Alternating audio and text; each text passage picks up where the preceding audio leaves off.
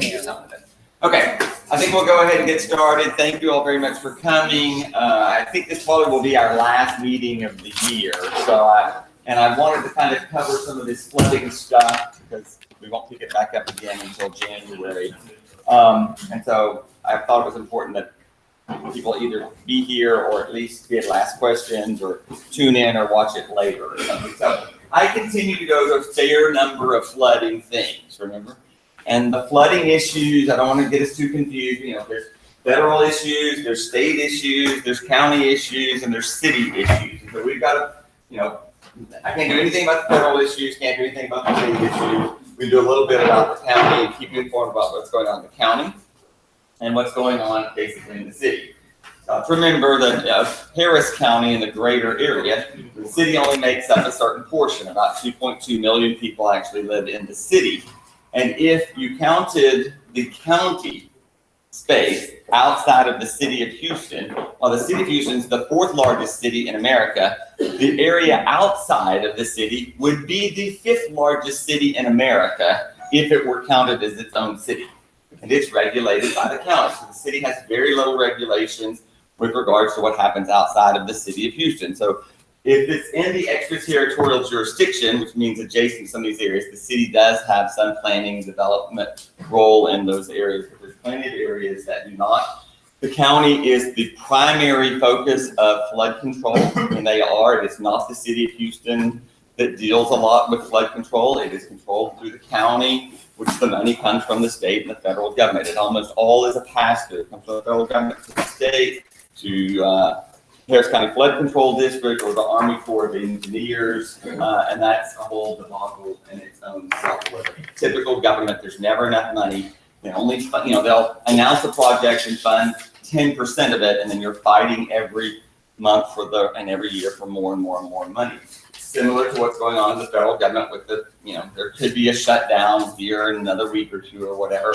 Our hurricane relief money is tied into that extension of credit for the federal government. So while they announce these packages of additional 31 million or 46 million, it hasn't been authorized, and so it's not even in the budget. It'll be part of the, you know, extension of the federal government's debt limit that you'll be hearing about a lot over the next couple of weeks, or whatever.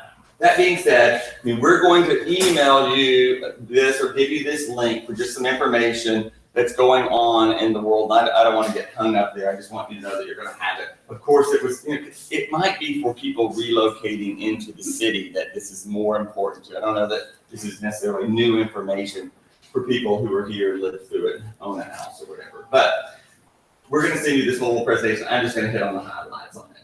One more slide. Of course, there was a lot of water. This was a rainfall event. Everyone understands it was a rainfall event. It wasn't a storm surge event. So there's different types of issues impacted by hurricanes. So this was the amount of water that falls. The amount of water that falls in a certain amount of time. The flood maps, the 100-year floodplain, which really means the chance of flooding is 1%, or the 500-year floodplain, which is the chance of flooding it being 2%, is based on a certain amount of rainfall in a certain time period. And those maps, we all will agree, are using old data. It rains more, there's more moisture in the air. No one thinks it's going to get any better. It's going to get worse with regards to that. So the current flood maps assume about 14 inches of water over about 4 hours as a scheme of things. And don't quote me exactly, I'm just use that as a reference. And the new data, hadn't been adopted, suggests that we should use 18 inches of water in the 4-hour period of time, whatever, which is a pretty significant increase, which would totally increase the amount of properties in the 100-year floodplain and certainly in the 500-year floodplain. They will debate these that quantity of rain, but it is going up. I mean, it is a fact. It will go up. Whether it goes up to 16 inches or 17 inches or 18 inches will not be determined until probably in May of 2018. The number one thing that I think you need to know about all this is all of these maps and things that are designated in the 100-year floodplain and the 500-year plain are all going to change a bunch in 2018 and 2019. That's the bottom line that I cut to in the beginning here. Okay, it's going to change because they're going to recalculate how much water that we're actually receiving here.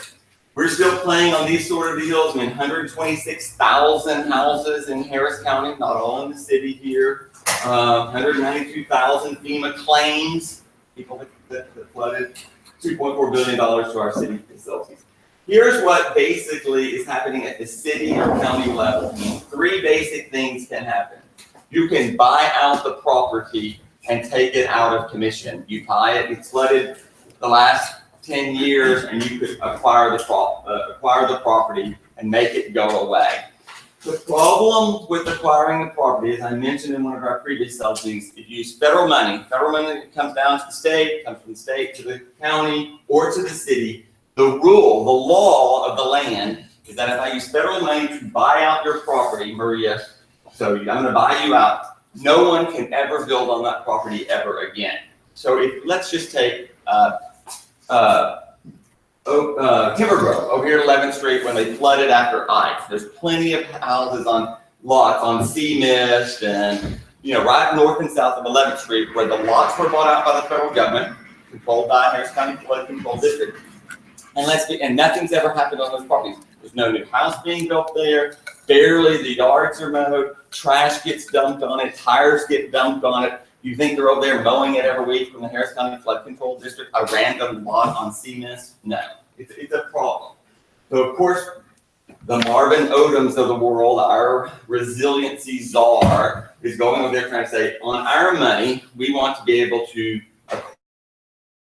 acquire the property, significantly alter the land, raise the land up, or do something that would get it out of the floodplain, and then allow us to give the land back to someone or sell the land so that new housing stock could be put in that deal. So you don't want the sprinkling of lots in a subdivision where there's 5,000 lots and 2,000 of them go away and there's 3,000 little houses and a bunch of random, like a shotgun over here approach to acquisitions. It's not going to work very well. It's been a bad public policy for 20 years. So there certainly have been acquisitions already in the county. The county is using a fair amount of their federal money to acquire properties that were already targeted before the last two storms.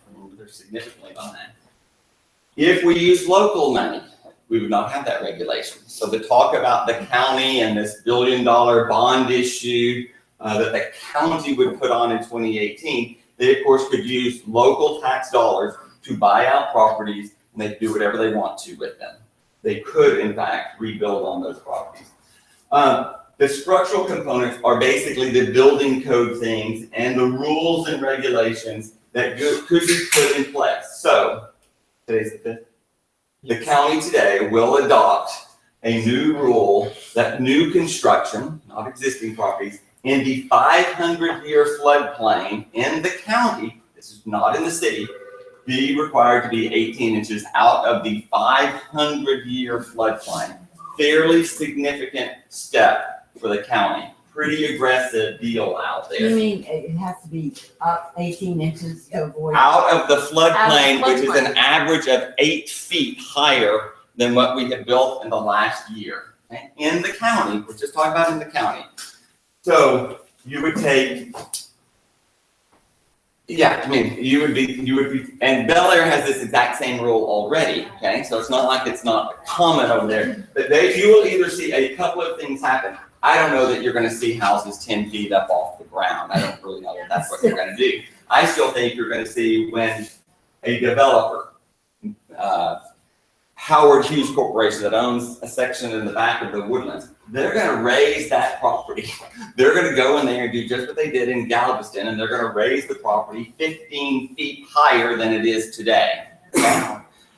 There is, just conceptually again, let me show you how it would work. I could use federal money, $1 billion, and I could buy every property 3 streets to the north of the south of Braeswood. Every property, buy them all out.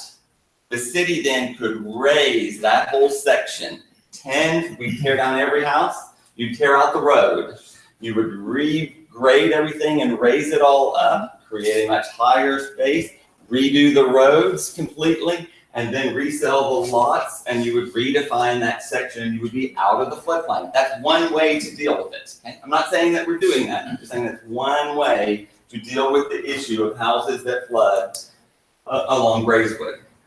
Now, those are structural. The city of Houston will be addressing some of these issues. I don't know that it's going to do the exact same thing. I'm going to show you why I don't think it's going to be, why the mayor hasn't been as aggressive as even I wanted to initially. And then, of course, this is a significant thing. The city is really working in this mitigation area. I'm going to come back and talk about that in a second. For some elevation and some reconstruction of some certain areas. Things that we could do that would help reduce the risk of flooding in certain neighborhoods. And there's a fair amount of things that could be done there. So here's what we're doing at the county and the local level. It has nothing to do with all these billions of dollars. This isn't a storm surge. This isn't fixing Galveston or the Port of Houston. This isn't a new reservoir, $500 million, addressing the other two reservoirs, about another $1 billion. All of those things probably need to be done. The city of Houston doesn't have anything to do with that, honestly.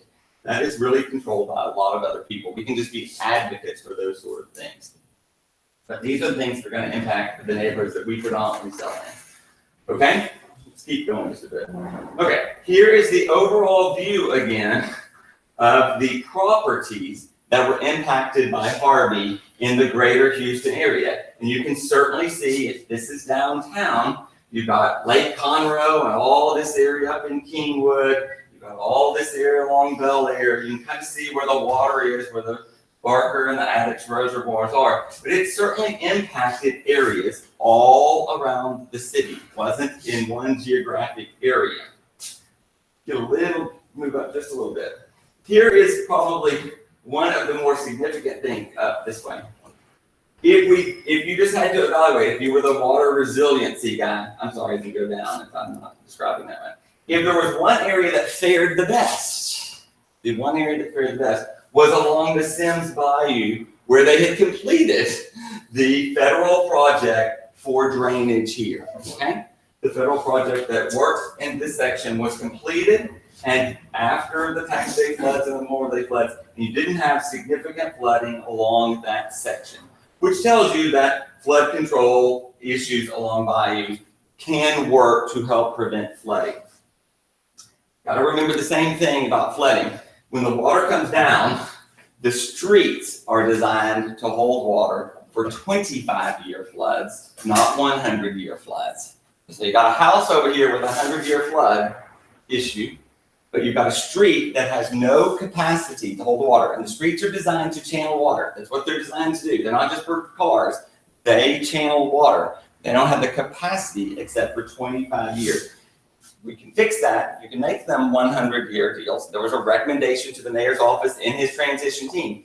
It's just cost 4 times as much. So instead of building 100 miles of roads, you're going to build 25 miles of roads if you want to address the flooding along with the street issues that you have going on here. Okay, let's move on. I'm sorry. You talked about the streets south of Braes Heights, Braes Bayou, and then north of whatever. Yeah. How much that sounds like a great idea to me. It's $1 billion. It displaces hundreds and hundreds and hundreds of people who are so proud of their neighborhood who do not want that to happen. There's plenty of people. They don't want to flood again. They don't want to flood again. again. And the city's not going to get behind it. They have this belief that if you just address the bayou, that would solve their problem. And so we don't need to go said that Sims Bayou thing solved the problem. It did here. It did here. Part of this problem is these reservoirs are closer to the Braeswood than they are Sims. So more water was released that got into this area. You've got to be concerned whenever you release water over here. So here's the Katy Prairie, and you used to have the prairie and the grass and the sponge. And when you remove prairie land and you put up concrete, the water is going to go. The water is going to go to the Port of Houston, and it is going to go to Galveston. That's where it's going. All of this water, whenever it happens, must get to the Port of Houston and must get off, drain to Galveston. I mean, this is where so it has to shed. When they talk about the water shed, that's what they're talking about. It's got to get this way. If we could get a lot of it to go into the ground over here, that'd be lovely. Or if we can hold it in a section and release it easier so that you're not inundating downtown Houston, But all of these reservoirs are a result of flooding that was downtown was underwater 10 and 15 feet in 1929 and 1935. And you get some money from Jesse Jones and the WPA and the CCC, and you spend your New Deal dollars over there building these dams. That is what has saved Houston for the last 80 years. And so it's not like we haven't been doing it for a long time. Those reservoirs have saved these areas from flooding since 1935. Wow. We will need to build another reservoir. I'm convinced of it, but that's not a city issue. And that's a bigger issue. Could you expand the Braze Bayou? You can deepen the Braze Bayou. Deepen it like, They know to deepen it. They know to deepen it. There is some endangered little shellfish down there, and if you go to deepen it, you're going to kill off a fish that probably was going to die anyway at some point because of global warming, but that has been held up for a decade of trying to dredge and lower the reservoirs. The environmentalists have stopped it every time. Okay, let's keep going. Just giving you a little here, what's going on. This is some money stuff. Doesn't really matter too much over here. We've spent our federal money. We have only spent our federal money on debris removal so far. It only covered what insurance didn't cover in debris. The only money that we've gotten, and I will be honest with you, we just got the very last of the money from Ike that was allocated in 2008 last month. That's how long it's taken to get the money from Ike. Okay? It's not like they released this money. If they approved any dollar amount, the soonest a dollar would come to Houston, Texas would be May or June of 2018. So there's no money when if they approved it tomorrow, it isn't coming anytime soon. It goes to Austin, it sits in Austin, it gets over here to a committee, it just doesn't come as quickly as you would think. They don't do that. Let's keep going. Okay, I'm going to go there. These are just basic things, those sort of things. Let's go down here. Okay, this is the city again, not looking at the flood maps in any way, but this is the reservoir and the bayou system that we have for the whole county, basically. So you can see there is a flow of water everywhere. So the purpose of this whole slide is to tell you any area in the county can flood. Okay, any area can flood, and I want to make sure I get my statistic right. 80% of the houses that flooded were not in the 100-year floodplain. 80% of the houses that flooded during Harvey were not in the 100-year floodplain. Okay? So what floodplain were they in? They were not in the floodplain. They were not in the 100 or 500-year floodplain. So we're going to explain how that works for a second. Okay? So let's go on to our other world map here. Is a map of the city with the floodplains, and we've identified the 100-year floodplains and the 500-year floodplains. So the chance is 1% or 2% in any given year that you are going to flood. And if we just go to the heights, just because we're going to start there, I don't want to only dwell on the heights. It's just easiest to explain about how the heights work here. So here's the heights. Here's the freeway. Let's get as large as we can over here. So here is the blue is the 100-year floodplain, and the green is the 500-year floodplain. So you can see the majority of the heights is not in either floodplain. They're not in the 100, they're not in the 500. They're not going to be impacted. This, if we're right, here's Houston Avenue, remember, here's Lucky's and all that stuff here. It's always underwater. It's underwater at Allison. It's underwater at Memorial. It's underwater at Tax Flood. It's underwater.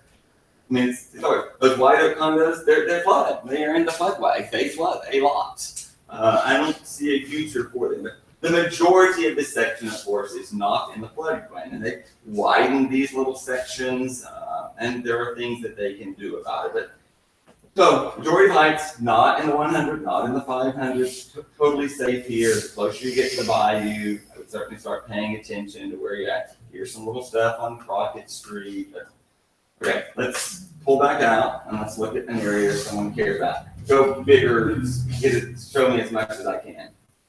You can tell that Bel Air, the whole thing is in the, There is nothing of Bel Air that is not in the 100 or the 500-year floodplain. The whole thing is basically, I mean, this is the green is the 500, but I mean, it's all basically in a floodplain. And they've adopted rules for that, which is 18 inches out of the 100-year floodplain. They already had that rule. And they've had that rule for quite a while. They don't allow houses down on the slab because they would definitely be in the floodplain. You've got these garages down at grade. You got houses up above, out of the 100-year floodplain, but not the 500-year floodplain. If you have to get out of the 500-year floodplain, you're going to have to get higher to get out of that. Most of Westview and these whole sections, I mean, they're in the floodplain. You can kind of follow the line, Memorial, wherever the bayous are, definitely in these 100 to 500-year floodplains. So here is Braeswood again. Where is Braeswood? Here's 610 coming around. Here's Braeswood in this section here, right? Mm-hmm. Get me go down or however it takes to show this.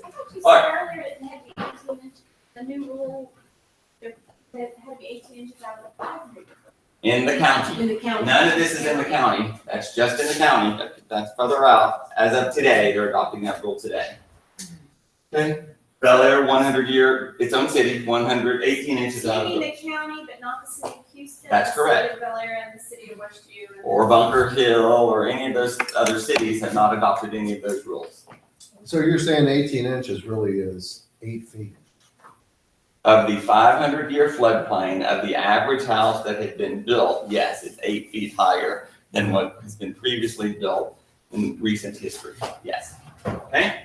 So let's go back to thinking, so you can work on the bayou, you can build a reservoir, you can deepen the reservoirs, there are things that you can do. Here are things that the city of Houston are doing, and I think it's going to impact these maps, especially Braeswood and some of these areas.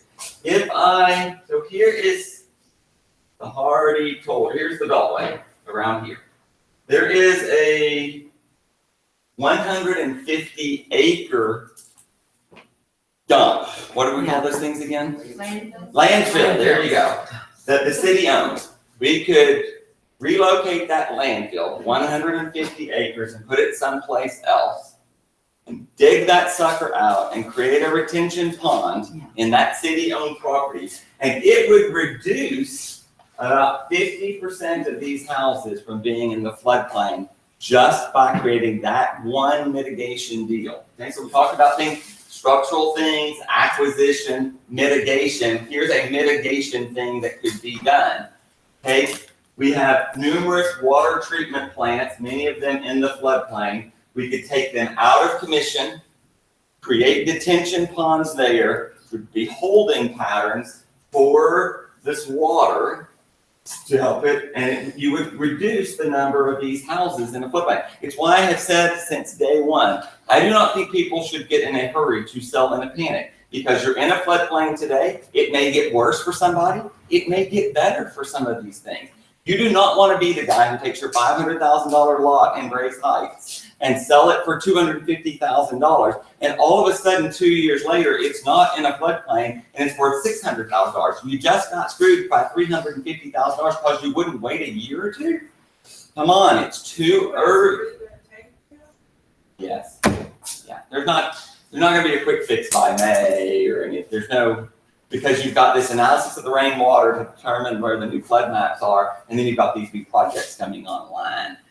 You're not going to know sooner than that. I wish it was going to be sooner, but you're just not. These new flood maps are not going to kick out because they're not even doing the analysis of that rainwater. There's a public period for comment, and it's going to go on until April. So the soonest they're going to adopt, if they adopted that deal, then they'll have to re-adopt the map. So, yeah, I mean, I think it's a while. So that's detention, new detention deals, parking garages we could go and build, and the parking garages are designed to hold water, what they do in other cities, what they do across the world, whatever. So there are a number of things that are going to be done. I mean, I think it's too early to tell exactly what's going to happen. And I'm nervous that there's not a lot going to happen before the next hurricane season, which we may or may not have the waterfall that we had at this hurricane season. I have a different storm surge, and there would be a whole new problem going on over there, but there's a lot of things going on. I'm gonna try my best in 2018 to keep you informed. You need to know where this map is. You need to be able to find it on Backagent and plot in a little address and see if it is in the floodplain. What is that, Brandon? What's that thing we're selling? So you can plop in an address. Let's just plop in the one we were talking about yesterday. This is Rose selling a property. What is that address? Aspen Way? Pop in the little address and it's Aspen Way. 1611 Aspen Way. I think 1611 it's Aspen Way. 11611. Rose is selling this to, and Rose basically represents the buyer, but we're intermediaries, so Brandon and I have stepped in to help over here. The point is up north somewhere. That's north. 11611. Not in the 100-year floodplain, not in the 500-year floodplain. Perfectly flooded, okay? You don't have to be in a floodplain to flood. Plenty of houses, and this buyer has another house in this subdivision that flooded, okay? He's using his flood receipts from this property to go over here and take the money and go buy this property over here. I'm nervous as hell that he's gonna flood again. Don't think I haven't had as many conversations as I possibly can with someone.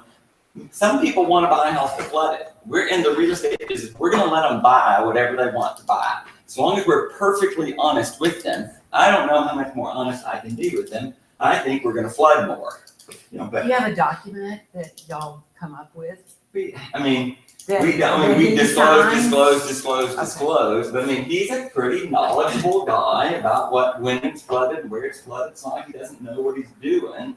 But he's hell bent on buying this house and fixing it up and selling one of them or something. I don't know how easy it's gonna be to sell a house that flooded or whatever, but this little map is pretty good, but I just need to make the point.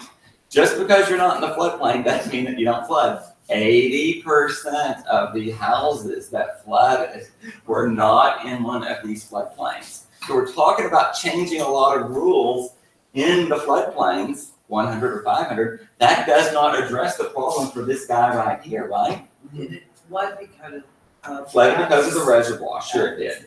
Sure it did. This one did? Yeah, This this one far in? Yeah. Yes, it did. Jeez. Yes, it did. The reservoir really, No, that's Well- why behind our restaurant, no, it didn't flood because of that. just because of the rainwater, Because of the rain. just the But that's rainwater, literally and the nowhere for the rain. water to go. It was, there was nowhere for the water to go, Nowhere for the nowhere water. for construction, yeah, that's in the Lakewood patio. Yeah, okay. Yeah, Didn't Houston get like its annual rainfall It did. It in did. 4 days or 5 days? It did. Doesn't mean that the new norm couldn't be that you're gonna get that much. I mean, it did, and I'm not sure we're always gonna get that much, but Allison, you got that much rain over 30 days, there wasn't a place for the water to go either, so if you have a tropical storm that sits here for 3 weeks in June, July, and August, after it's already rained every month, in March and April, I mean, there's lots of ways where the water has nowhere to go, and ways for things to flood. The way my neighborhood was saved in Allison was 59. Yeah. And water was up underneath the 5 bridges, like Sure. the same. It's designed. Hey, nationally, I was talking to somebody yesterday about Atlanta, not just Atlanta, but nationally, adopt a sewer that, on a street to make sure that's cleaned out. I mean, I walked yesterday after the rain and the leaves were stacked up like little soldiers. Yes. I mean, has the city addressed anything like that about adopt a sewer? I cannot take the 5-gallon bottle of water over there and turn it over and have it in this vessel and pour all that water into this vessel. If I take 5 gallons of water and I try and put it into 2 quarts, there's no place for the other 4 gallons and 2 quarts to go. The street capacity, that pipe is this big and the water rushing in is this big and there is nowhere for it to go. So you've got to, you can clean the leaves out of the sewer or the culvert, that isn't gonna be enough to do it. They will, one of back in the rules, I don't want to get hung up there too, is they are definitely going to crack down on these culverts and the people that fill in these culverts, the people that fill in a culvert without the 24-inch engineered strategy to address the water that was in the culvert. Are you talking about the open culverts? I definitely am. Okay. Definitely am. It is They think that is one significant thing they could do immediately. You know, if someone puts it in illegally, they'll be reported, they'll go make them dredge it back out. They're going to crack down on the people who fill in a culvert, people who have filled in a culvert. So, okay, So this- we have access to a map we can pinpoint. yes, we're gonna send you this link to this map. Sorry, going Absolutely. back in. Okay, this map, go make it smaller. So you can see big or whatever, but I mean, this isn't necessarily the one. So you can see a high propensity of damage where on this map too. You can click, you know, what was affected, what was destroyed, what was in the floodway. Yeah, you mainly care about where's the 500 and where's the 100 year. You can click on them or not. See, you can take off the 500 by clicking the little button. Okay, so that gives you just the 100 year. So are all the dots on that map, the properties that flooded? That's correct. So everything is on that map so that we can go and we Well- can actually make it bigger and look and see. But Aspen Way wasn't on that map. The dots, once you zoom in, are so tiny you may not even be able to see them. So only the concentrations, like from this view, Yeah. is what's really accurate. So It's it's so best to so look tiny. up the property. Yeah, Mhm. it is. Mhm. Okay, with all this knowledge, you know, let's talk about elevation certificates again. I think if there's any doubt on earth, or if you're in a slab house, I mean, I would think the new norm for 2018 is to get an elevation certificate. At some point, these lenders are gonna require them back again. And elevation certificates, you know, you have to have the title commitment, you need a survey, you go to the surveyor, you order these elevation certificates, and the prices for these things appear to be all over the board. We did a little analysis, and they're all over the board. Visit with Leash, and if we use his survey one people, we can get the cost of an elevation certificate to $300. Okay, that ought to be what we're paying. Not $800, not $650, not $975. Those were some of the charges that our clients were charged this year when I went back and looked on the settlement statements or whatever. Now, if you get in a hurry, it's called supply and demand, and you need it tomorrow, you're gonna have to pay some expedited fee, so you may have to pay $200 or $300 more to get it then. You need to get in the habit of talking about elevation certificates, understanding what elevation certificates are, and probably getting in the habit of ordering more elevation certificates along the way. Even though you're in 100 or 500. If you are. Especially, I would think if you are in the 100 and 500, it would be irresponsible not to get one. I think it's irresponsible. And I think if you're in a slab house adjacent to a 100 or 500 year deal, I would get it also. I don't need an elevation certificate for my house. Bayland is raised high. I'm not gonna worry too much about Bayland. Bayland's high up off the ground or whatever, but there are plenty of houses that were 5 and 6 feet up off the ground that flooded also. I think we need to get in the habit of paying $300 to know what the hell's going on over here. Okay, Yeah. if there's a 100 or 500, what's below 100? You're in the water. You're in the Okay, flood. you're in the bias. You're living in bias. You're You're in living in the LA. bias. Yeah. That would be what, a waterway, Okay. floodway? I'm in Floodway. a 500. You're in the floodway. On the map, it's called a flood. Yes. I'm in a 500. Water did not even cool on the street. And I heard it rain. I was up all night. Yeah, absolutely. You didn't get it in that rainfall because you didn't get 51 inches of rainfall. They got it in Deer Park in Pasadena. Right. So if you got 18 Well, I'm inches of close to rainfall. downtown. Go back to the map then. Go back. All right, Okay. here, go back to the very first deal that we were at. Oh. So go back to the very first slides. So go back and read these slides that we had here. The very first page here, or second page. All right, let's go here. I mean, some places only got 15 inches of water. Some places got 49, some got 51, and one got 60 outside of the city or whatever. But it depended on how much water you got. So go to the bigger map again. Okay, so your conjecture is I only got 16 inches. That's right. So if they got 42 inches here and you only got 12 inches there, well, yeah, you didn't have the same problem unless you had a problem with water from rising water from the reservoirs or whatever. But there were rainfall events that could happen.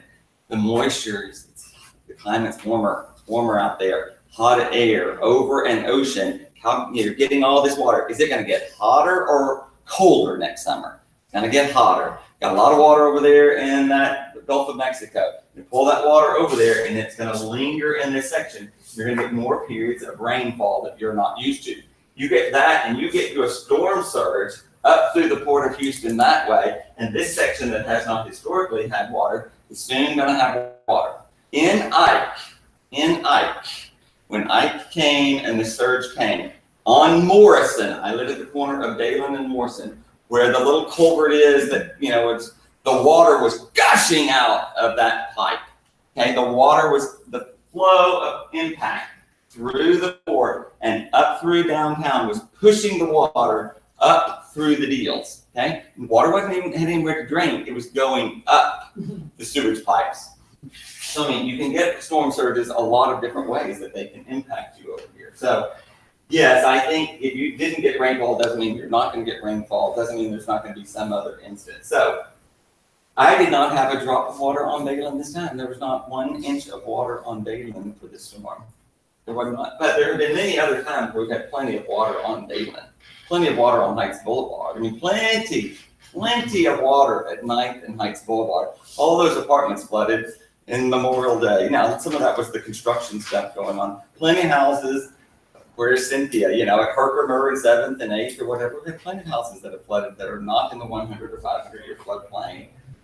On a pier and beam house in the Heights that have flooded. Okay, we're back to elevation certificates for a second. Most important thing, so you need to be able to read at least B9. So here's your survey over here, and it's gonna, this is a house, this one's in, this is a townhouse. All right, here's a typical sort of townhouse, and it is, let's look at our little picture again. We're gonna see the picture again. It has a garage at the back, and a raised little stoop up here, so you go up here, this little patio down below here. This is a raised pier and beam townhouse, 3-story townhouse. And you're gonna go up these steps and enter a pier and beam construction in this townhouse. This thing is, it's in the 100-year floodplain, okay? Here's this townhouse, okay? So we have a survey, tells us in the 100-year floodplain, but the garage is at grade. So we get our elevation certificate for this little jewel. And our elevation certificate here tells me that the base flood, B9 over here, is where most of this you don't really care about. We go over here and the base flood zone is 57.4 feet going down level, okay? So 57.4, remember that number. All right, this house, the top of the bottom floor is at 58 feet 1 inch. So the house itself is out of the floodplain. And the second floor, which is 12 feet higher, is certainly out here. Here is the garage, though. It's at 54 feet, okay? Below the base flood elevation, right? It's already telling you the garage has some propensity to flood over here. These other little things are these patio. I was mentioning there's a front patio and a back patio. It gives you the photos in the elevation certificate at the bottom.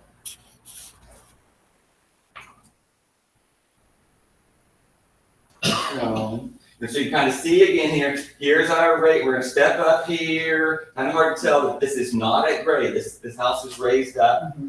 Here is the front patio. Here's the steps going up to the front door here. This is this patio at the bottom. It had a measurement for that. And then it's got the measurement for the garage at the back. And you can kind of see what's going on here. There should be one more photos at the bottom. It doesn't matter if there's not.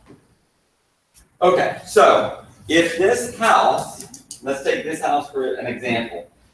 So the average, if you're out of the base flood elevation or below, the average costs about $3,500 a day. All these numbers are fixing to go up. Let's just pretend where they're at the moment. So your base flood elevation, if you're there at about there, slightly under, $3,500 for flood insurance. And for each foot you go below, you start adding about $1,000. And that's annual. This is an annual fee for your flood insurance, okay?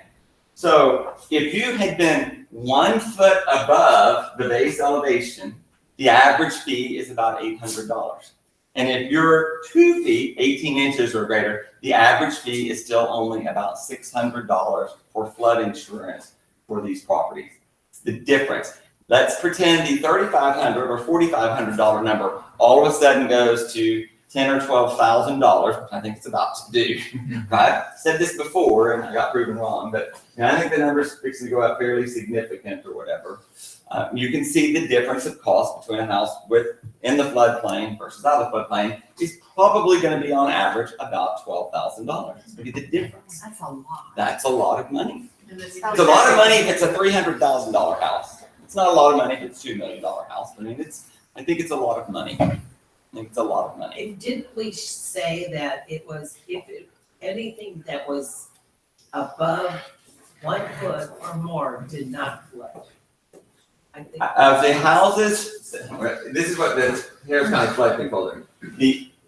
There were fewer than 1,000 houses that had built out of the floodplain using the 18-inch standard that flooded. There's about 597, I think, that we found that have flooded, that had built 18 inches out of the floodplain, out of the 100-year floodplain. Very few of those houses really did flood, of the 126,000.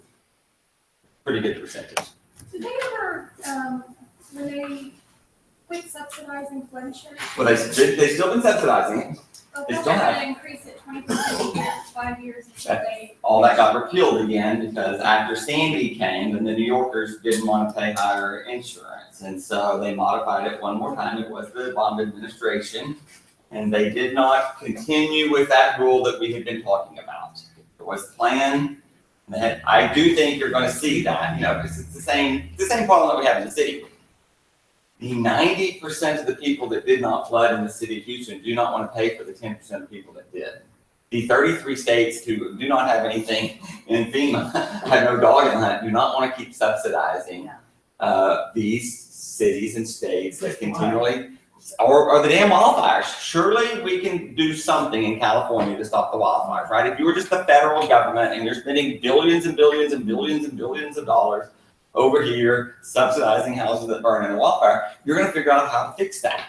The same thing. You're not going to keep getting Indiana and Illinois and Montana wanting to subsidize New Orleans, Miami, Houston, Galveston. They don't want to. So I think you have to pay more. And I think, hell, they've cut everything else. So, I would think that would be a fairly Republican tendency, is to make the people who create the problem pay for it, right? I would think so. Well, they've had the problem existing now. I mean, Yeah. when Bel Air built there, Bel Air was its own little city. And Houston, So now remember, Bel Air has that 51% rule today, and we do not have that 51% rule. That means whatever damage you have, if you exceed 51%, you cannot exceed 51% in Bel Air. So if you flooded 3 years, let's say you have $1 million house, you flooded 2 years ago and it's $250,000, and you flood this year and it's $249,000, they'll let you do that. But if it's $260,000, they won't let you rebuild that house. You must tear it down and you must get that raised up higher. We do not have that rule in the city of Houston. They are talking about it in the county. They do not really have it in the county. can you raise a house like that? You can raise anything. You can raise Galveston 19 feet. You can raise No, I'm anything. talking about, can you raise that house? Sure you can. And I don't mean tear it down, I mean raise that. Sure you can. Sure you can. You were talking about leash, and he uses, Survey 1. Survey 1. So they'll do the survey and the elevation They will. versus like precision. They'll do the same thing. We should just use Survey 1 in the future. I'm telling you, that's Lisa's recommendation. I'm not gonna say one way or the other. Right. Survey one screwed up on mine. Yeah. Right. And you just have. Okay, let's do another elevation certificate right quick. This is not all we're doing today. All right, here's another house. Where's this one? You want to do Will Jordan Way or Cindy? Will Jordan Way. Will Jordan Way is a great example. This is in Bel Air. This is new construction in the 500-year floodplain. They built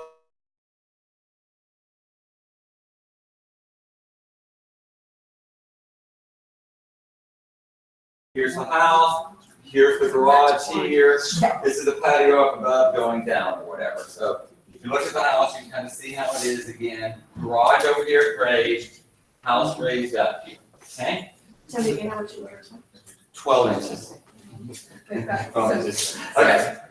here's the elevation certificate that says B9, right here, base elevation is 54 feet, okay? So, let's see what this says, 54 feet. His house, the top of his, It's 52. here's his, this is really his bottom of his garage is at 52, and really his structure, the house, is at 56.7. 2 feet. 2 feet higher than the base elevation, I guess is what it says. Yeah. We're back down at his grade here.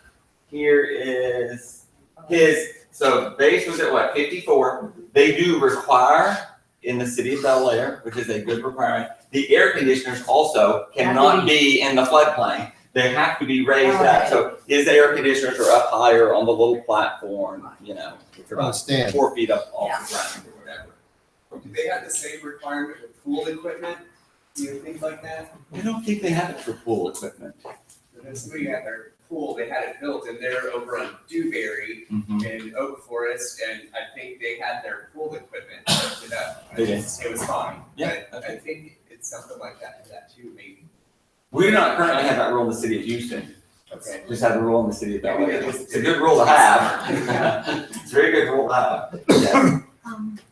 Is there any reason to have an elevation certification for just a lot that's going to be built? Well, you wouldn't think that there would be, but there could be. At the historic commission meeting on last month or whatever, they were saying, yes, we want to know because we're in the new design guidelines, you know, the maximum was going to be 30 inches. They actually modified it to 32 the day before the meeting yesterday. We're still advocating for higher than that. But for you to know where the 32 is, you have to know where the base elevation is. Or how are we going to be able to evaluate? Because they're saying, yeah, the people buy a lot in the heights, and then they add a foot of dirt right quick to get their house raised higher than it was before they bought the lot. So there is some, I would think it'd be a waste of money. I think it would generally be a waste of money. To get an elevation? Yeah, I wouldn't think that you would need to know that until you started there. I mean, you might want to know. So these lots where people are raising the elevation of their lots by bringing in all their dirt, how are they getting around altering the natural water flow and flooding their neighborhood? They still must make, if this is their property line, and they were gonna raise this up, if they prove that they've kept their water on their property and they're draining to the street, either through the drainage, so they might swell, go down this way here on the side, and go down this way on the side, and create a French drain in the back, and carry that water to the front of the property into the sewer system. They can't do that, so. So they can do it by landscaping and. Yes, they can, even by code. So this could be the lot next door, and here's the lot adjacent to it. And so long as they keep their water here and channel it all to the front, Instead of flooding there's back nothing that next door. stops that, you know? Yeah. Because it does happen all the time. This guy says, well, he flooded me. Well, he didn't flood me. If none of his water got here, Right. what they're used to is their property draining onto someone else's property, you know? Yeah. So I had this problem on 10.5 Street. We all used to drain into the alleys, and the city changed this rule about 15 years ago. You're gonna drain to the street. So I was forced to raise my property up, and this one drained up. And so she was a lawyer, she sued me, of course. But in the city, I followed the rule. This is the rule. I must raise my property up to drain the water into the street. It went nowhere. Yeah, they're not always the same level. And a lot of those properties are, that drain back to front, they're allowing the water to pass under. Right. Yes. And right. it does, but I mean, I When just you're haven't heard building it. that, how does it work with like the People flood venting and Yes. stuff like that? What's your exact question? The venting, Robert's on just texted me and wants to know, ask about flood venting. I don't know anything about That's flood I venting. guess I'm assuming like when they raise it up, they have to have the vents for the water to flow through or. That was no? what- You can't obstruct the water, especially like maybe in Galveston somewhere or something. There's Yeah. special grates that are built that when the water flows through, they Yeah. break open, so they don't get obstructed with weeds and debris Right. and. Yeah, leash was blue. Okay, you hear that, Robert? Robert's on. Yeah. You hear that? Will Jordan Way, the water, of course, the street was 6 and 7 feet deep over here or whatever. The house, the garage did get 4 feet of water. The water did not get into the house. I They were out, but they were stranded. Yeah. They were stranded, and it's still a little dangerous for you to have this Yeah. house, and the water's down there, and the electricity is on. It's a little dangerous, I think. They did stay the whole basic time. They didn't leave. But you boated in and out from your little place over there. I mean, I think it's the electrical concerns that would hit me a little bit. But you've got to be able to look at D9 over here, figure out what the base elevation is, and see what they're talking about over here. Are they talking about a patio? They're talking about a garage. There's hardly any way, if you're in a floodplain or, that your garage isn't going to be down there. I do think the latest amenity, let's get off the media rooms and pot fillers, and let's raise the garages and get lifts in these garages. Yeah. For $10,000 or $12,000, you can get a lift to protect your car. It's a far more important than media equipment in your media room you ever use. So, I mean, I know this is scary. Who determines the 54 base flood elevation? Who determines that? I mean, the FEMA controls it. FEMA controls it. Okay. There's a board, NOAA, I don't know the abbreviation or whatever, that this is where they're at now. They're studying that rainfall again. But that number is not across the city of Houston at all. No, absolutely not. So should I get an elevation? Do you live on a slab house in an area? No, Your house is gonna be High raised as out heck. high. Yeah. But I'd if like you to want- know what my flood. Sure, for $300, it's well worth it. Right. And you might want to get the flood insurance for your garage I and the have contents flood in your garage. insurance. I lived at Always. 603 Bayland or whatever while I was building my house on 10.5 Street, and I had all my Christmas decorations down on the, in the garage and all that stuff. And all that garage got about 12 inches of water. And by the time I got to it with the mold, it ruined every Christmas special. I had a Santa collection of hundreds and hundreds and hundreds of Santas that were all ruined in that water on Bayland. So an attached garage, so it's included in flood insurance, correct? Yes. Okay, elevation certificates. Let's work on getting them in 2018. Yes, These elevation certificates, they're based off the 100-year floodplain. Are they gonna change when they start? Okay. yeah. Are they taking into account the new water direction from some of the erosion? They have not historically done it. That is part of the flaw of their system. They're not looking at enough items other than the rainfall and the runoff of the rainfall. They're not looking at, whatever the rainfall here. If I build a 19-story building right there, where it used to be green, that is impacting these numbers, and they don't take any of that into consideration currently. That there is discussion on how to add some of those sort of things. And what I was trying to figure out yesterday from Costello, but we didn't, if I do that 150-acre landfill deal, what does that do to these deals here? Does it raise or lower this number if I have a significant mitigation issue in a nearby neighborhood? And it can impact these numbers, I think. What if somebody has a wine cellar, just a small area of their house that's a foot below? Mhm. So that has to be the lowest point of the house that they base the flood elevation and the insurance on? Yes. Or don't tell them about. With your home, you have where the wine cellar is below grade. Mhm. How do you protect that? How How do you did protect your that wine? not flood? Well, Does that cause the elevation? no, there's plenty of saturation of water in the back of my house. It doesn't even take a hurricane to do that, however. I did, when I built it, I put sump pumps all along the perimeter and I kicked the water over to Morrison. My problem is when the power goes out, the sump pump doesn't work. So but my real problem and I haven't had significant, it's moist. It's gonna get moist down there. It's a basement, but I don't have massive water. And when that storm surge came up, remember the bathroom down there, the water came up through the toilet. I didn't have a backflow preventer, a little stopper thing. I didn't know that you would need that because the sewer line is still about 8 feet, it's 16 feet lower than the street at Morrison. So this, shit flows downhill, doesn't go uphill very easily. So I didn't have a big problem like other basements have, but I did not, the sewage water came up through the toilet and I got about 1.5 inches of water in Ike. I have the exact same couches that were there, the exact same furniture, and I didn't do anything. We pulled off the toilet and we squeegeed the water back down through that hole. What was the Yeah. stop rating again? It's a backflow preventer, and so we had it at 1435 Tulane, yeah. Yeah. It's called out on every inspection It report keeps you've ever water seen, from I'll coming pay up attention the to toilet. it, but. So I guess you have it Cost now. I have it now. 50, Yeah, didn't have any problem Oh, during the wow. last. Just put it on your hose, yeah, back. Is it- Where is that? Where's that hose? Fill the hose. It's underneath, it's where the toilet connects to the hole, the sewer line, and it keeps the water from going. That's where you recommend. So we should, so on the inspection report, there's every inspection report says you don't have a water filter. We recommend. You can tell the water comes up, it doesn't just go down. When there's a storm surge and there's massive pressure. You have to I take the see. clothes out.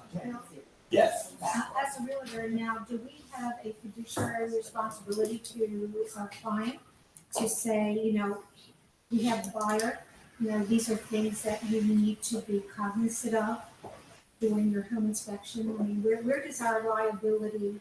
I mean, I think you have to take your knowledge, it's like making them buy their own survey so that they have protection from the survey later, otherwise there's no one to defend where the line is. We just, so if you want someone to defend the line, they need to pay for the survey.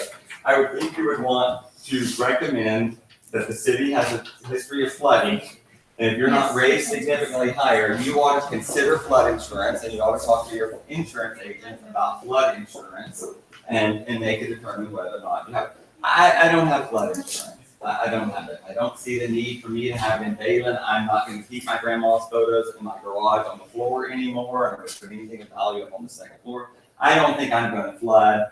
To me, it really isn't even really worth $600 or $800. For most people, it probably should. I self-insure. How much damage can it really be? It can't be that much that I would just pay it myself. But if I lived in Timber, if I lived in a slab house, damn straight I'd have flood insurance. Every And I would. If you don't live in 100% floodplain, the max can be is 450. Yeah. Mine's 425 or 450, yeah. Yeah. So are Yeah, I would get it you, anyway. would you recommend everybody on the slab in Houston I has would. flood insurance? I personally would.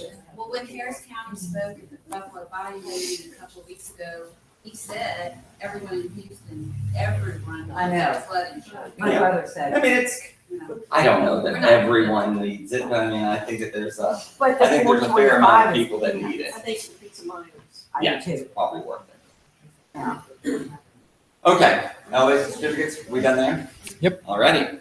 Alright, this is also the lovely time of the year where you need to be thinking about what your fiduciary responsibility is. And check the tax proration of every house that you sold in 2017. Regardless of who you It represent. doesn't matter who you represented. I would take every house that I sold, I would print out the settlement statements, and I would print out the tax bill, that are all out now. And I would follow our little resource over here that's on Backagent. We did something, you did one of 4 things. You represented a buyer or a seller, and where's my little form? Yeah, this is on here. So, you could go into our little deal and say, you pick on who did we represent, the buyer or the seller. Put in the close date, and you put in how much was prorated on the closing statement, you enter in the tax bill, and something happens. The seller either is owed money or the seller owes money. The buyer either owes money or the buyer is owed money. One of those 4 things happens, okay? So we made it so simple for you. Yes, we've done all the work. And then we wrote 4 little letters for you. We wrote them for you. All you have to do is, we represent the buyers. You put in the buyer's name and you put in the address. And see, we've done it for you. It's the same 4 one we did letters. last year. The same thing we did last year. Hey, what kind of hero are you going to be Right. if you You found- represented yeah. someone and they're owed $1,000? Okay. Likewise, I mean, you need to provide the information if your client. So we sold 430 Columbia. Melissa represented the buyer. I represented the seller.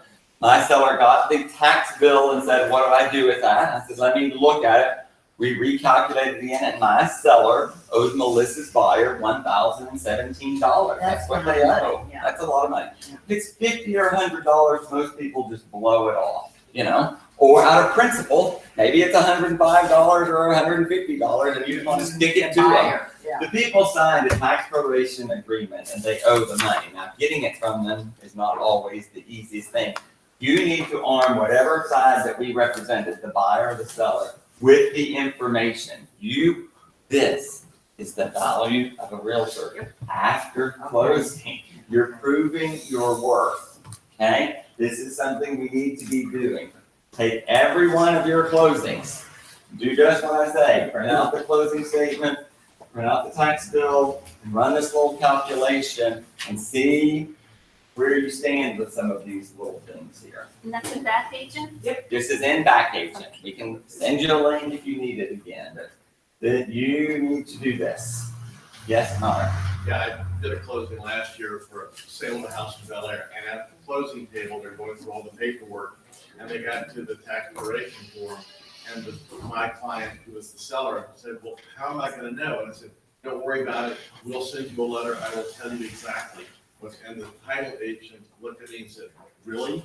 You do that to your clients? Wow. There's very few firms that really do And that. she said, Yeah, she yes, looked at my yeah. clients and said, I have never seen a real estate company or an agent who will do that. That's incredible. Wow. You will look like shit though, if you sold a house and Tim Surratt represented the other side and he sends them a letter and he arms those people with information before you do, okay? And it does happen. I think Tim Surratt is one of these agents that does this, and he sends them the little letter, and he's providing information. So you want to beat the other side to the punch. Now, if you calculate this information, and I mean, we can't make that buyer or that seller do anything. If my seller from 430 Columbia doesn't want to make an offer to write a check to Melissa's client, I mean, nothing I can much do about that. I can show them where they signed the tax proration agreement. At some point, Melissa's client's going to have to properly ask for the money, right? No one wants to write a check for $1,000. But I am pretty good about calculating what is a reasonable rate along the way, so we don't have too many of these things. We talk again in the spring about using a reasonable estimate so that you don't get upside down $4,000, $5,000, $6,000 at the time of closing. But these 4 letters are in Backagent. Formula is in Backagent. Easy to do. You're not a math specialist. Aaron or I will help you. Right. It's just a Rhonda can help you. It's really not that complicated. And they have to January. You have till January 31st to pay the taxes. Some people want to pay the taxes in this, fiscal year to take the write-off in this year. Does So, it help any way to do it sooner? Does it, sure, the sooner you can give them the information, the better. does it change any more taxes? if It you does go not. to do it? The penalty kicks in February 1st. So whatever that number is gets greater unless Melissa's client paid the taxes, and so now they're gone. And then you still owe the exact same amount February 15th that you do December. It's when the taxes don't get paid. So if the new tax thing is limiting us to $10,000, is that for 2018? It's for 2018. People should pay their taxes. That's right, that's right. Can you talk a little bit, that's related but not, about what's happening with closings before the end of the year? I sure can. Taxes, whether they're the seller's escrow and it's already been paid or not, or, because I have. It's very stressful at the end of the year. The taxes are out. They didn't come out until November 17th of this year. So if someone think about paying their, if you have a closing, the seller should not go pay the taxes right now. Just let the title company collect the taxes from here on out because they're certified. Because if my guy pays the taxes on 12th Street today, and we're going to close next week, they won't show up in the system as they paid. The title company is going to collect that whole $40,000 one more time and hold it in escrow until it shows in the county system. They're going to get $2.5 million tax return, tax payments. They're not going to update every day over there. So it's better at this point, if you have a closing, let the title company pay the taxes, okay? So then we come to the issue of at the end of the year, we always have this stress of closing at the end of the year.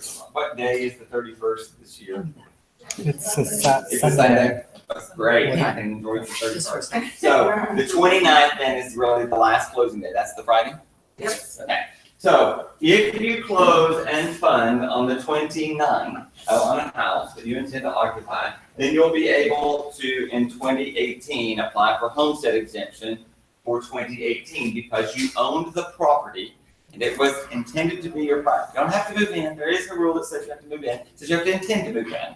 You intend to use that as your primary residence, and you're going to have the month of January and February to go change your driver's license and get your vehicle registration or whatever rules they have today. They're less than they used to be. For it to show up, for you to apply for your homestead exemption between January 1 and April 30th. So if you close on January 3rd, you are not entitled to that exemption, which can recalculate the value of your house and limit the future increase by no more than 10%, all things being equal. So there is a lot of rush. I mean, so I had 436 Arlington on the market. That didn't work out. Met the new buyers. It's in the historic district. You know, so they wrote January 6th. I only represent the seller. They have a new agent, new Turno. I'm in a little talk with them. Said it's to your advantage to try and close before the end of the year. She had not explained this to them. They didn't really understand how homestead exemption works. A young couple, whatever. Of course, they go back and they rewrite their offer to close on, you know, December 29th. And it may or may not work. I mean, they're tough. Look, it's going to be a lot of stress over on the 29th. But what happens is Chase's, you know, deed departments in Omaha, Nebraska, and if it freezes in Omaha, Nebraska on the 28th, it just isn't going to close. If there's nobody, if the law firm is closed down, then they're not going to work on it. So there's any number of factors that could cause a delay. So when you try for the 30th, there's a 50-50 chance already it's going to get bumped to the next year. You try for the 22nd and know that it's going to get bumped to the 28th. It's a better strategy, but it will be stressful, I can already tell. I thought you really had to occupy, like move a bed in, a lamp, and a, you know, Got your that's what I've closing heard my whole life. statement. Not that way. All right. Yes. You have builders who have a house and a lot they're planning to tear down, they should probably go ahead. They should tear down, yeah. If you have your permit and you show that, you know, that's in your demo deal, and your value, let's say you bought a lot in Oak Forest, and the lot was on the tax record for $200,000, the house for $100,000. Yeah, you can go on January 2nd and you can say, look, I demoed this house. Here's the proof that I demoed the house. You know, but yeah, and I mean, even my own house, it's so funny. You know, sometimes you go out to the lot and you take that newspaper from December 31st, you take your picture over there. Right. When I was building Bayland, and I bought the taxes 2 months later, you know, I was arguing over the value, and they literally put in the maps from January 1, and it showed where there had been dirt dumped onto the property that they were going to use to build the garage, and they added $10,000 to my value for the dirt because that was an improvement to that property. You know, so I often if you go to my tax records today, I mean, it just gets so frustrating. It still shows a finished out garage apartment. I've never finished out the garage apartment. I do the same thing. I take the little newspaper over there. I take my picture in my garage apartment that has a bunch of studs in it, and I go down there and try and get them to remove the value of the garage apartment, you know. And they won't do it. The value goes up, it just hasn't been that big a deal one way or the other. So. Okay, tax prorations, pretty important. Just do a little math here. What else have I got going on? Your dues are up, so let me just explain how the dues thing works. If you're at some point to go pay your dues, they send me a little list, and the way that they ensure that the brokers go and stress this little deal. Whatever you don't pay by the end of the year, they bill to me. Oh. If you're a licensed agent in the state of Texas, and you're under my name, on December 31st, I'm going to get a bill for your dues, or we're all going to get cut off. So I'm forced to go pay Justin's dues, or we're not going to have access to the MLS here. So you have to go pay your dues. No one gets real serious until the day before the deadline or whatever. But I mean, you can see that Jennifer has paid her dues, and so has Laura. But there's very few of us that are really out there paying our dues. Okay, when did that email come? It comes to me as the broker. But when did my email come? Your email came a couple of weeks ago. It is. It's on the dashboard. So give you a little better. Okay. At some point, we're going to want you to get serious about paying your dues. January 31st. I have to pay these dues to keep us active. That is the rule that they've done That sounds good. to ensure that the brokers encourage you to go pay your dues. If not, then we have to, go and activate track and withdraw you, and it's a big pain to put you back there. When is the actual deadline? The end of the first quarter. No. No. It's not gonna be as long as I be the December first. I think it probably is. I got my super one today and it said January. Oh, here we go, December 31st. Sorry about that. There you go. I don't know. There you go. And that's your remember your super bills from it. Super bill, yeah, I got mine yesterday. And it's a good one. They don't, you'll need your super bills. You know. You're gonna call my super. Okay. Yes. Just a reminder, Yes. if you use your super through your Apple, it's cheaper. Through your Apple phone. Yeah.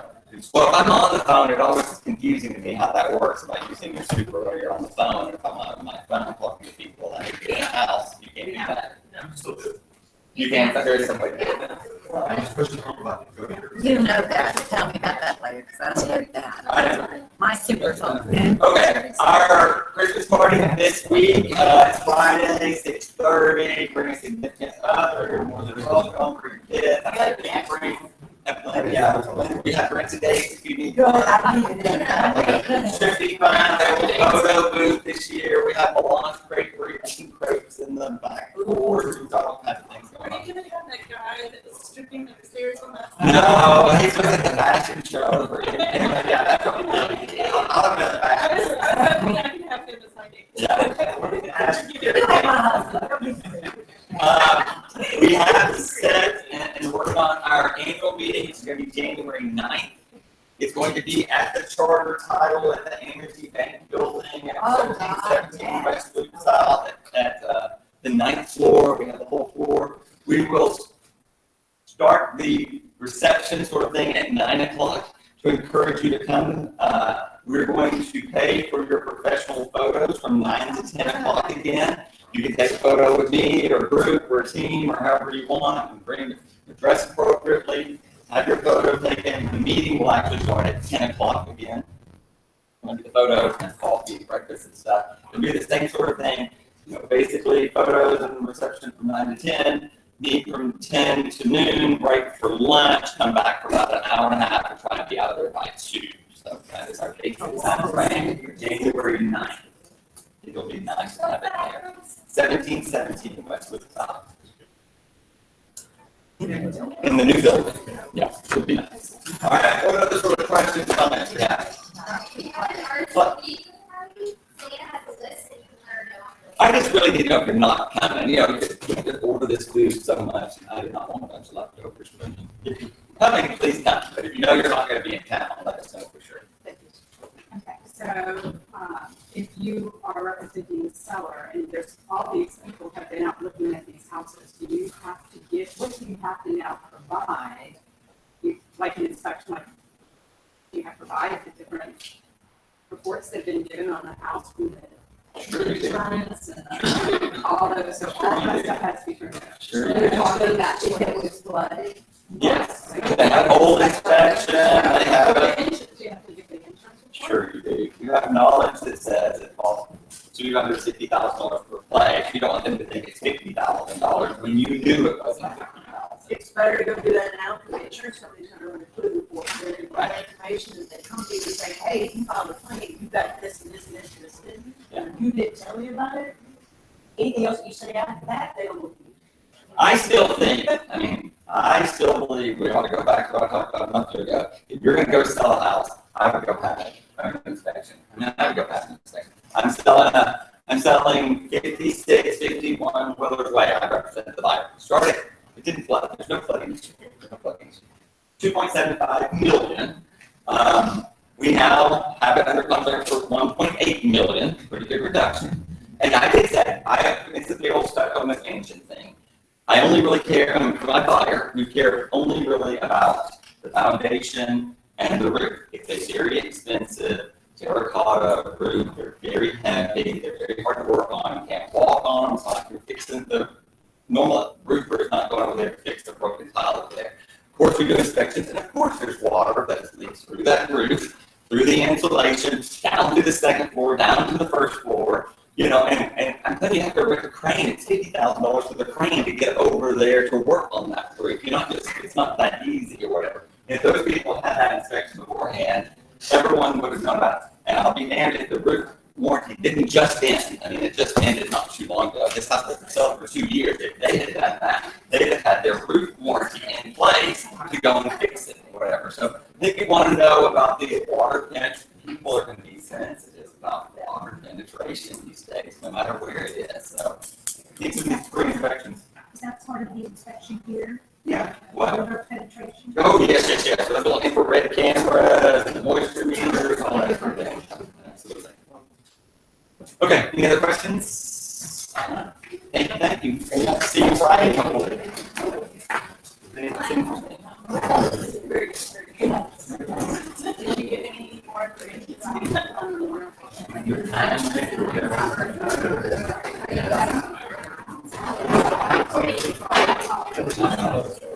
good.